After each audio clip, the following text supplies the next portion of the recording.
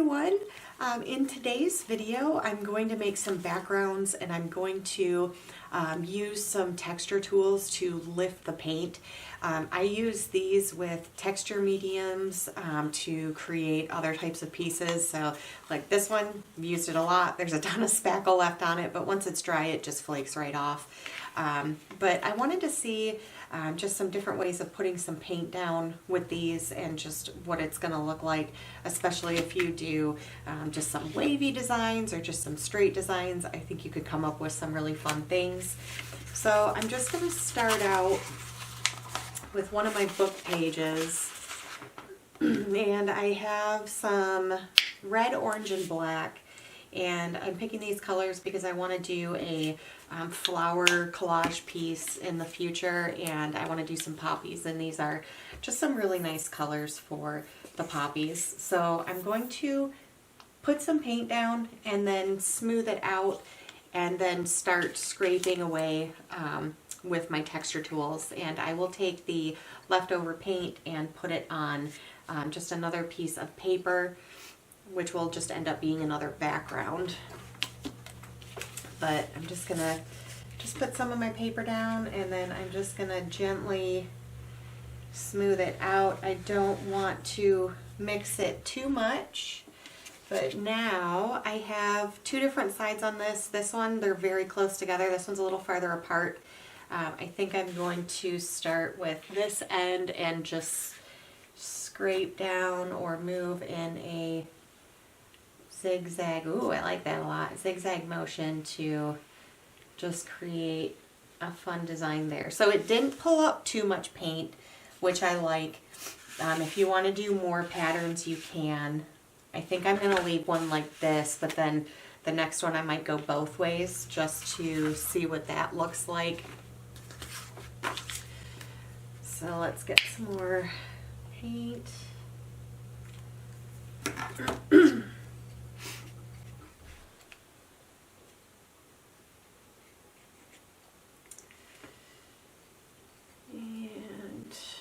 I do have some other shades of orange, but I kind of like this one right now, so I'm just going to keep using this one up. I don't have too much left of it. Just take my paper. Ooh, that blended nicely. And I'm going to just come back at this end. And I'm going to try... So I'm going to use my larger ones and just do, oh, I really like that. So that picked up a little bit more paint, so I'm going to wipe it off, but I really, really like how, similar to some other ones, just you can see where the lighter paint underneath and then the darker paint on top, and you can see the words underneath, but that is really fun. So let's just do this, and we will take our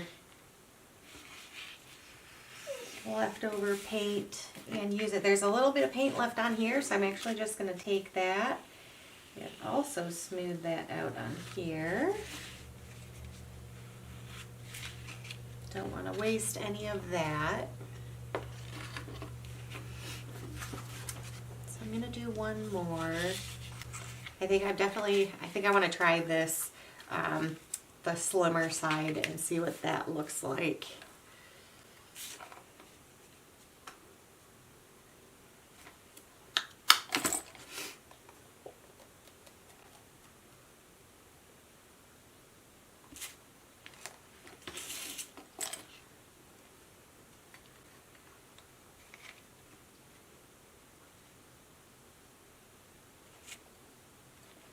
Okay.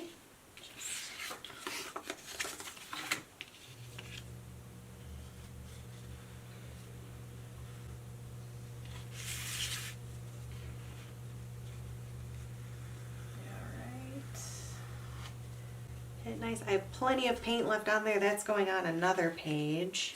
But let's try this one. I think I want to do...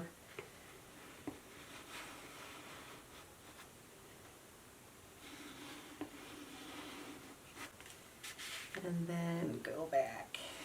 this way. Oh wow, yeah, nice little grid pattern there. See if I can get a few more. That's fun. Again, creating that grid pattern, you could totally fill in some of those little spots, but I'm going to leave that one as it is. And then I'm just going to take this leftover paint and don't know how much I'll be able to get, but just use it up on here.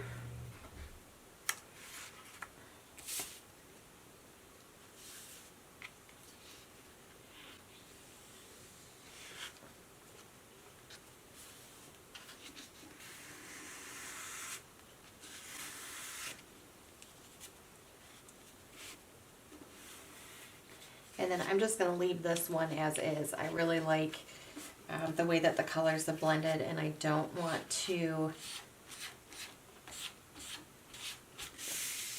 change those too much, but this gives me a few nice areas to work with to cut out. But man, I think this one is my favorite just because you can see so much of the lettering underneath, but it also created a really nice texture. When this is dry, you'll be able to feel that thick coat of paint. So obviously something I already had, very easy to use. You could also try smoothing the paint out with this to see what kind of designs you can create, but I'll link these below. Like I said, I use these a lot with Spackle, and it creates some really awesome texture paintings. So I hope you guys like this video. I hope you like seeing these tools. Let me know what you think down in the comments below, and I will see you tomorrow.